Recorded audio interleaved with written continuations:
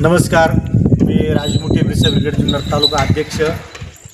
काल विघ्नहर टाईमचे संपादक वाणी साहेबांनी या भागाचा दौरा केला आणि दौरा करत असताना आमचे जे कोपरे गाव आहे, कोपरे गावामध्ये विहिरीचं पाणी अत्यंत दूषित झाले. ते वाणी साहेबांनी प्रत्यक्ष इथून पाहिलं. आम्ही ग्रामस्थ स्वतः होतो, ग्रामस्थ पण होते, काही महिला पण पाणी ओढत होत्या.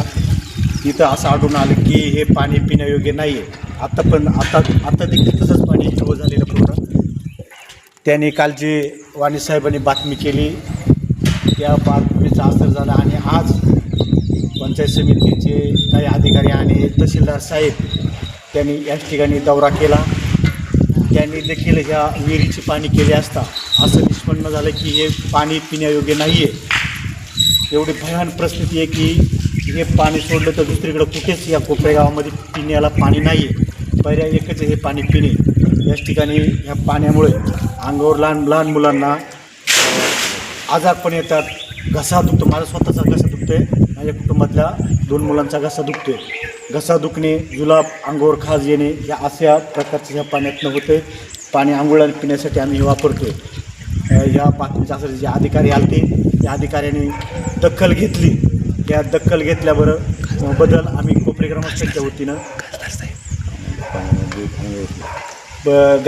वतीनं त्यांचं आभार मानतो.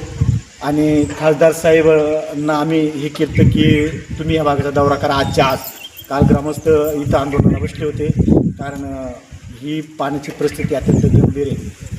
टँकर वरला जातो, पाणी गढूळ आहे, दुसरा पाण्याचा कुठल्याही प्रकार सुट नसतो. आदिवासी भागात बघा, आदिवासी समाजाची कशी व्यथा आहे, आदिवासी समाजाला कशी पिळवणूक केली जाते किंवा त्यांना कसे विठीस धरलं जाते. आम्ही वारंवार MI टँकची मागणी केली, केटी बंधाऱ्याची मागणी केली असता आम्हाला कोणत्याही प्रकारच्या शासनाकडून किंवा प्रतिनिधीकडून साथ भेटलेली नाही. आदरणीय अमोल कोल्हे साहेब खासदार यांनी गाव दत्तक घेतलं होतं, परंतु त्यांनी कोणत्या प्रकारचं इथं लक्ष न घातल्यामुळं काल ग्रामस्थ आक्रमक झाले आणि वाणी साहेबांनी जे बातमी दिली त्या बातमीचा असर झाला. आज अधिकारी आले आणि त्या असर झाल्यामुळं त्याचे अधिकारी आले. त्या अधिकाऱ्यांनी ते की आम्ही ग्रामस्थांच्या वतीनं आभार मानतो. आणि आम्हाला असं समजलं की खासदार साहेबांनी 11 तारखेला जुन्नर पंचायत समिती येथे बैठक बोलवलेली आहे. तर आम्ही सर्व ग्रामस्थ त्याच ठिकाणी जाणार आहोत. MI टँकचं कसं प्रश्न मार्गी लागत आम्ही त्या ठिकाणी साहेबांबरोबर बोलणार. जर तो प्रश्न मार्गी लागला नाही तर ग्रामस्थांच्या वतीनं मोठं असं रस्ता रोको आंदोलन केलं जाईल, उपोषण, आमरण उपोषण केलं जाईल. कारण आमची ती स्मरणशक्ती किंवा कॅपॅसिटी आहे ह्या भागाची ती संपलेली आहे. शेजारी नगर जिल्हा आहे, 15 किलोमीटरवर 2 धरणे MI टँक झालेले आहेत. मग ह्या भागात काय MI टँक होऊ शकत नाही? त्या भागात जर MI टँक होऊ शकतं तर ह्या भागात का होऊ शकत नाही? आम्ही वारंवार मागणी करून पाठपुरावा करून आदरणीय खासदार साहेबांनी जर यामध्ये लक्ष घातलं असतं तर MI टँक केव्हा झाला असता.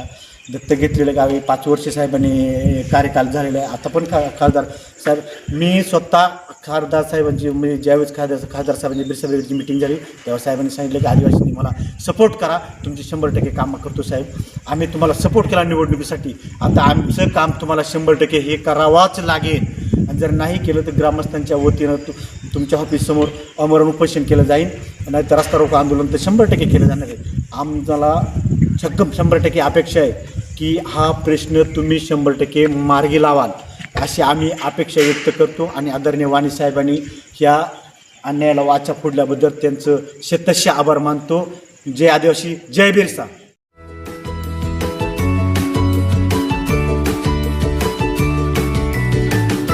बातम्या शेतीच्या, बातम्या मातीच्या,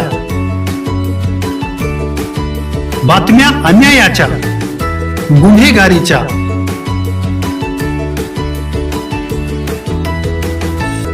राजकारणाच्या आणि समाजकारणाच्या,